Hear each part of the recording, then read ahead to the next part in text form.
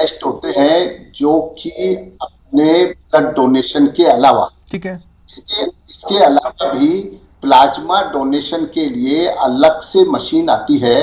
Blood donation के लिए अलग से कोई मशीन नहीं आती, उसमें तो अपन बैग के साथ प्रिक करके और ब्लड उसके अंदर ले अच्छा लिया सर, जाता मुझे एक है। बात बताइए, 16,500 क्या ये लॉजिकल है या इनसेंसिटिव है?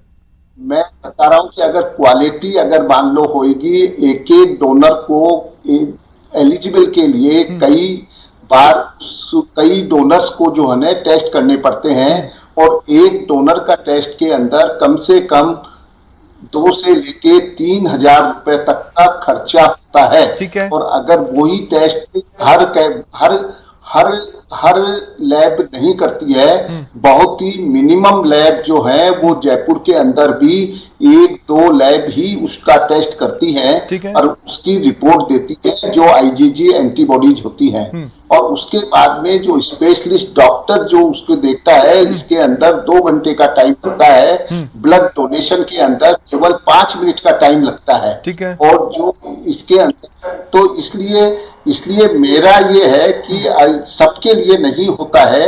ये बहुत कुछ अपन जो बात कह रहे हैं कि ये संजीवनी है, ये बहुत ही कम लोगों के अंदर दिया जाता है। और उसके अंदर अगर अपन सर, ने जैसा कि आपने मेरे को शुरुआत में बताया कि सर्कुलर के हिसाब से जो राजकीय अस्पताल है वहां पर ये प्लाज्मा थेरेपी फ्री में होगी, ऐसे कितने सरकारी राजकीय अस्पताल होंगे जिनके पास प्लाज्मा थेरेपी के जरूरी इक्विपमेंट्स हैं? सवाल नंबर 1। और सवाल नंबर 2, अगर वो प्राइवेट में जाता है तो क्या 16,500 लॉजिकल है?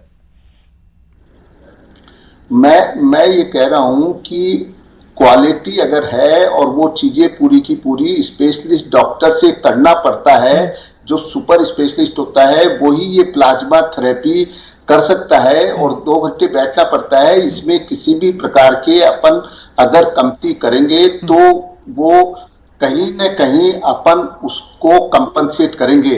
इसलिए मेरा ये मानना है कि ये जो पैसे हैं, ये जो हैं, वो बिल्कुल बहुत ही सोच समझकर और ठीक ढंग से रखे गए हैं।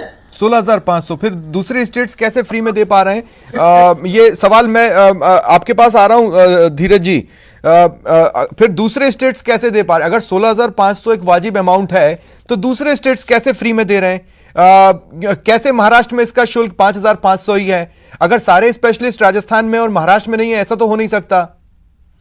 तो आखिर क्या हुआ है ये? स्वप्निल, हाँ स्वप्निल, जितना मुझे समझ में आ रहा है, देखिए मैं एक जर्नलिस्ट के जैसे 4 सवाल रखूंगा और शायद सारे लोग ये सहमत होंगे। सबसे पहले मैं बधाई देता, स्वागत करता हूँ सुरेश मिश्रा जी का, जिन्होंने अपनी सरकार को खुद चिट्ठी लिखी और इसके दाम कम करने की बात करी। सबसे पहली बात तो ये कि वो सेम ही मशीन है जिससे कि ये प्लेटलेट्स सेपरेट करते हैं, उसी से प्लाज्मा निकल जा रहा है। प्लाज्मा पहले भी निकल रहा है, एफपीपी पहले भी डोनर्स को दी जा रही है और 500-700 रुपए में दी जा रही थी। इस प्लाज्मा की खासियत सिर्फ इतनी है कि इसमें एंटीबॉडीज हैं। ठीक है। Doctor SS. अग्रवाल ने बोला कि एंटीबॉडी का टेस्ट करना होता है, खुद 2,000 रुपए का ज्यादा से ज्यादा टेस्ट होगा। 2,000 का टेस्ट हो गया, 6,000 रुपए की किट। मशीन आपके पास वन टाइम इन्वेस्टमेंट है, वो पहले से ही है।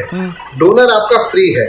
आप टेस्ट उस आदमी का कर रहे हैं जिसके बारे में आप पूरी जानकारी लेते हैं। आपके फेल प्लाज्मा को रिजेक्ट करने के, मतलब आपके डोनर को रिजेक्ट करने के चांसेस कितने हैं? 50% नहीं होंगे, क्योंकि आप पहले उससे पूछते हैं कि पॉजिटिव से नेगेटिव हो गया है, उसने इतने दिन पूरे जो विंडो इंक्यूबेशन पीरियड है वो पूरा कर लिया है, तब जाके आप उसके ऊपर टेस्ट अटेम्प्ट करते हैं। आपको उसका ब्लड ग्रुप मालूम होता है।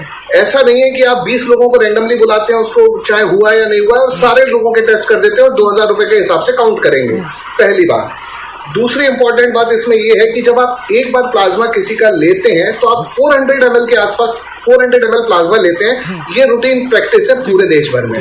कोई 200 ml प्लाज्मा नहीं लेता है। एक डोनर से आपको 2 यूनिट प्लाज्मा निकल रहा है, अगर 200 पर यूनिट मान रहे हैं तो मतलब एक डोनर ने आपको राजस्थान के हिसाब से 33,000 रुपए का प्लाज्मा डोनेट किया है, एक डोनर ने। और आपने एक यूनिट 200 ml 16,500 में बेच दी है। 16,500 में एक यूनिट दी है 200 ml, जो कि गाइडलाइंस है सरकार की कि 200 ml आपको इन्फ्यूज करना। एक बार में